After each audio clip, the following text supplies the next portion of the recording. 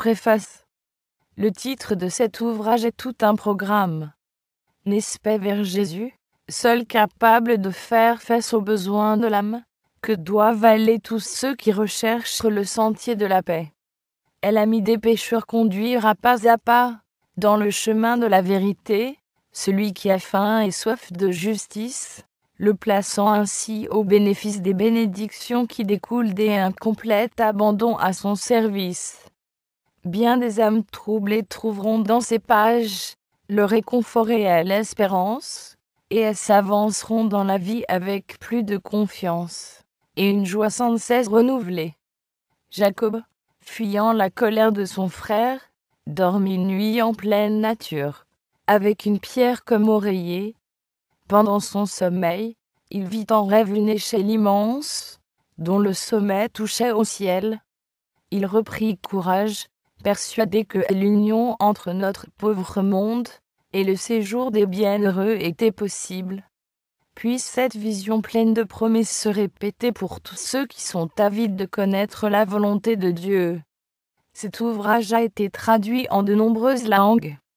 Nous souhaitons que cette nouvelle édition, soigneusement revue, continue l'œuvre bénie des précédentes. Les éditeurs. Préface. Le titre de cet ouvrage est tout un programme. N'est-ce pas vers Jésus, seul capable de faire face aux besoins de l'âme, que doivent aller tous ceux qui recherchent le sentier de la paix. Elle a mis des pécheurs conduire à pas, dans le chemin de la vérité, celui qui a faim et soif de justice, le plaçant ainsi au bénéfice des bénédictions qui découlent d'un complet abandon à son service. Bien des âmes troublées trouveront dans ces pages le réconfort et l'espérance, et elles s'avanceront dans la vie avec plus de confiance, et une joie sans cesse renouvelée. Jacob, fuyant la colère de son frère, dormit une nuit en pleine nature, avec une pierre comme oreiller. Pendant son sommeil, il vit en rêve une échelle immense, dont le sommet touchait au ciel. Il reprit courage, persuadé que l'union entre notre pauvre monde et le séjour des bienheureux était possible. Puisse cette vision pleine de promesses se répéter pour tous ceux qui sont avides de connaître la volonté de Dieu. Cet ouvrage a été traduit en de nombreuses langues. Nous souhaitons que cette nouvelle édition, soigneusement revue, continue l'œuvre bénie des précédentes. Les éditeurs. Chapitre 1. L'amour de Dieu pour l'humanité. La nature et la révélation témoignent de concert en faveur de l'amour de Dieu. Notre Père céleste est l'auteur de la vie, de la sagesse et de la joie. Contemplez les merveilles de la nature.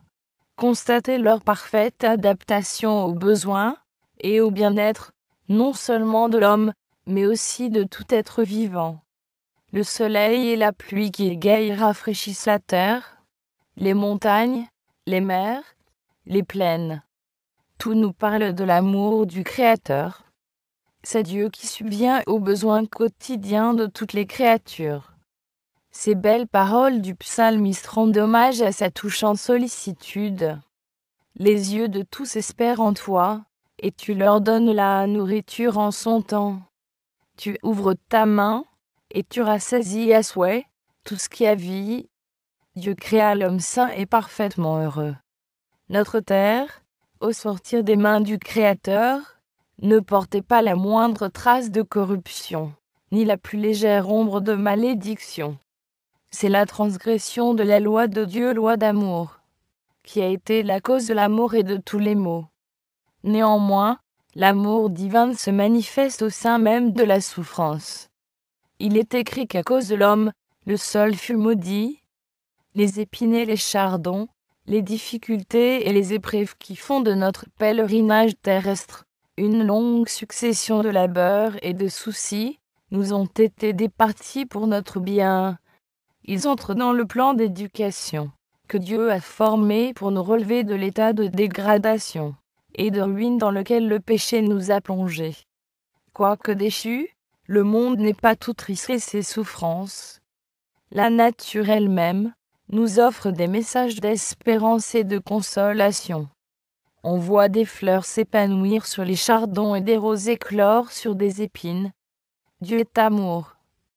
Ces paroles se trouvent inscrites sur chaque bouton de fleurs et sur chaque brin d'herbe.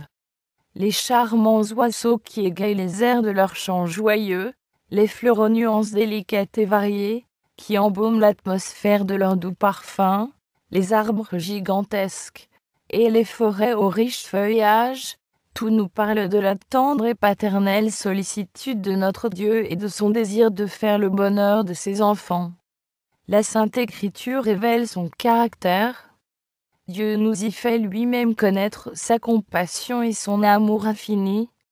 Quand Moïse lui adressa cette requête, « Fais-moi voir ta gloire », l'Éternel lui répondit, « Je ferai passer devant toi toute ma bonté. » Et passant devant Moïse, il s'écria, « L'Éternel, l'Éternel, Dieu miséricordieux et compatissant, lent à la colère, riche en bonté et en fidélité, qui conserve son amour jusqu'à 1000 générations, qui pardonne l'iniquité, la rébellion et le péché. Il est lent à la colère et riche en bonté, car il prend plaisir à la miséricorde. C'est là sa gloire. Dans le ciel et sur la terre, Dieu nous a donné des gages innombrables de sa bonté. Par l'intermédiaire de la nature, et par des preuves d'un amour plus tendre et plus profond que le cœur humain n'en peut concevoir, il a cherché à se révéler à nous. Néanmoins, tout cela n'est qu'un reflet bien pâle de son caractère. L'ennemi du bien a aveuglé l'esprit des hommes à tel point qu'ils s'approchent de Dieu avec crainte et le considèrent comme un être sévère et implacable. Satan fait passer notre Père céleste pour un être d'une justice inflexible, un juge sévère, un créancier dur et inexorable. Il dépeint le Créateur comme observant les hommes d'un œil scrutateur en vue de découvrir leurs erreurs et leurs fautes, afin de les frapper de ses châtiments. C'est pour dissiper ce voile de ténèbres par la révélation de l'amour infini de Dieu, que Jésus-Christ est venu vivre parmi les hommes. Le Fils de Dieu est descendu du ciel pour révéler le Père. Personne n'a jamais vu Dieu. Le Fils unique, qui est dans le sein du Père, est celui qui l'a fait connaître. Personne non plus ne connaît le Père, si ce n'est le Fils, et celui à qui le Fils veut le révéler. Un de ses disciples lui ayant dit, « Montre-nous le Père. » Jésus répondit, « Il y a si longtemps que je suis avec vous, et tu ne m'as pas connu, Philippe. Celui qui m'a vu a vu le Père. Comment dis-tu? Montre-nous le Père. » Voici en quels termes le Seigneur décrit sa mission terrestre. L'Esprit du Seigneur est sur moi, parce qu'il m'a oint pour annoncer une bonne nouvelle aux pauvres. Il m'a envoyé pour guérir ceux qui ont le cœur brisé, pour proclamer aux captifs la délivrance, et aux aveugles le recouvrement de la vue, pour envoyer libres les opprimés. Telle était son œuvre. Il allait de lieu en lieu, faisant du bien, et guérissant tous ceux qui étaient sous l'empire du diable. On pouvait trouver des villages entiers, où ne se faisait plus entendre aucun gémissement arraché par la maladie. Il avait passé par là, et guéri tous les malades. Son œuvre témoignait de sa divinité. L'amour, la miséricorde et la compassion se révélaient dans chacun de ses actes. Son cœur était rempli de tendre sympathie pour les enfants des hommes. Il avait revêtu leur nature, afin de subvenir à leurs besoins. Les plus pauvres et les plus humbles ne craignaient pas de l'approcher. Les petits enfants eux-mêmes se sentaient attirés vers lui. Ils aimaient à monter sur ses genoux et à fixer le regard sur son visage pensif, où se lisait un amour infini. Jésus ne retranchait rien à la vérité, mais il la disait toujours avec charité. Ses rapports avec le peuple étaient empreints d'un tact parfait, d'une exquise délicatesse. Aucune brusquerie, Pas un mot sévère sans nécessité. Jamais il ne faisait inutilement de la peine à une âme sensible. Il ne censurait pas la faiblesse humaine. Quand il disait la vérité, c'était toujours avec amour. Il dénonçait l'hypocrisie, l'incrédulité, l'iniquité, mais c'était avec des larmes dans la voix. Il pleura sur Jérusalem, la ville qu'il aimait, et qui avait refusé de le recevoir, lui, le chemin, la vérité et la vie. Elle avait rejeté son Sauveur, mais il lui conservait néanmoins sa tendresse et sa pitié. Sa vie était faite de renoncement et de sollicitude pour autrui. Chaque âme était précieuse à ses yeux.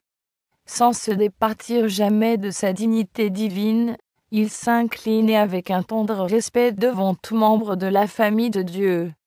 En tout homme, il voyait une âme déchue qu'il devait sauver. Tel est le caractère de Jésus révélé par sa vie. Tel est aussi le caractère de Dieu. C'est du cœur du Père que les flots de la compassion divine, manifestés en Jésus-Christ, se déversent sur les enfants des hommes. Jésus, Sauveur tendre et compatissant, était Dieu manifesté en chair. C'est pour nous racheter que Jésus a vécu, a souffert, est mort. Il est devenu homme de douleur, afin de nous faire participer à la joie éternelle.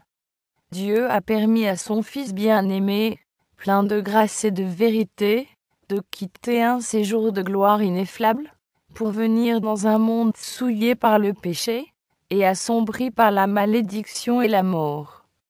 Il a consenti à le voir quitter le sein du Père et l'adoration des anges, pour venir souffrir l'opprobre, les injures, l'humiliation, la haine et la mort.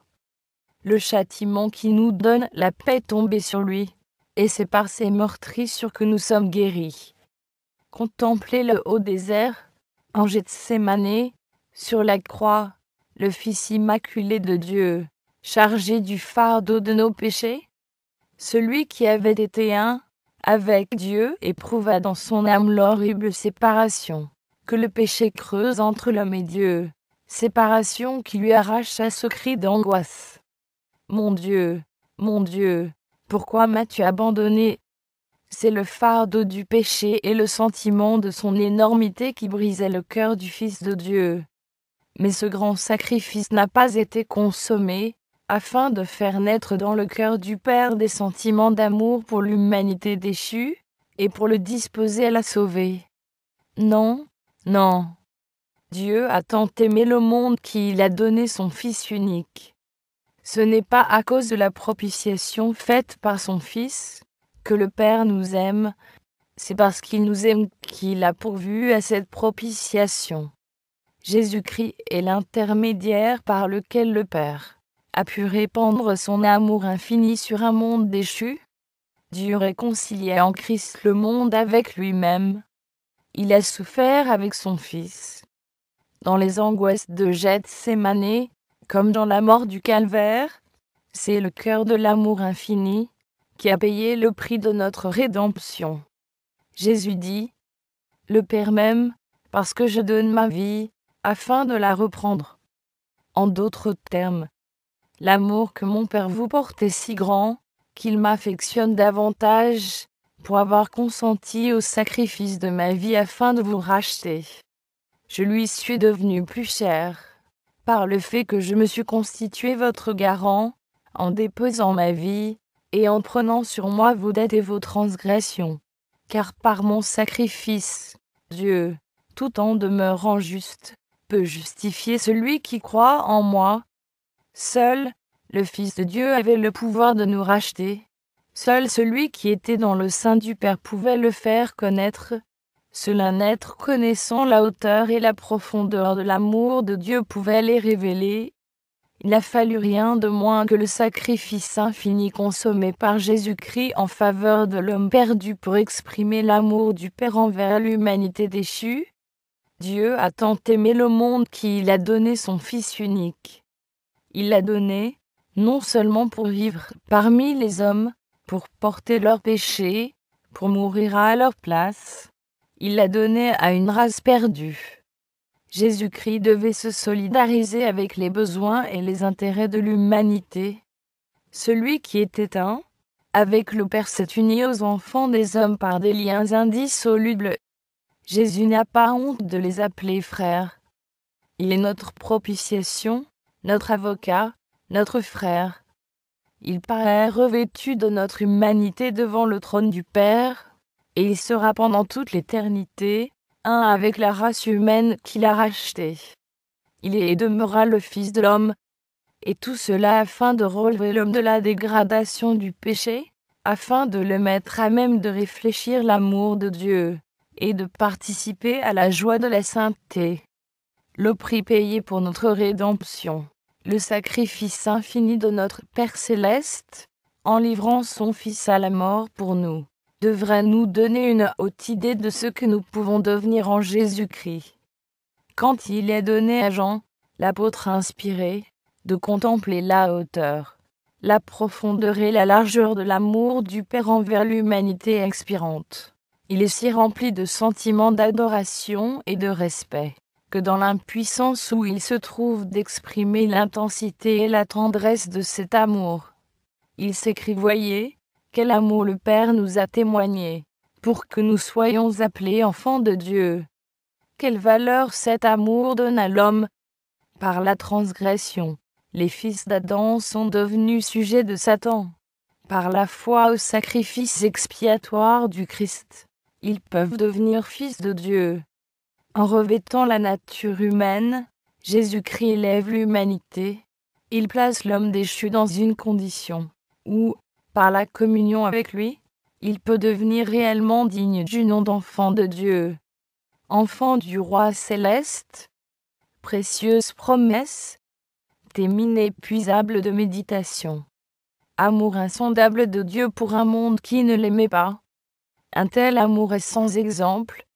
Il surpasse celui d'une mère pour son enfant égaré. Sa contemplation subjugue l'âme et rend les pensées captives de la volonté divine. Plus nous étudions le caractère de Dieu à la lumière de la croix, plus nous y découvrons de clémence et de tendresse, mieux nous voyons la miséricorde unie à l'équité et à la justice, et plus nous discernons les preuves d'une compassion et d'un amour infini,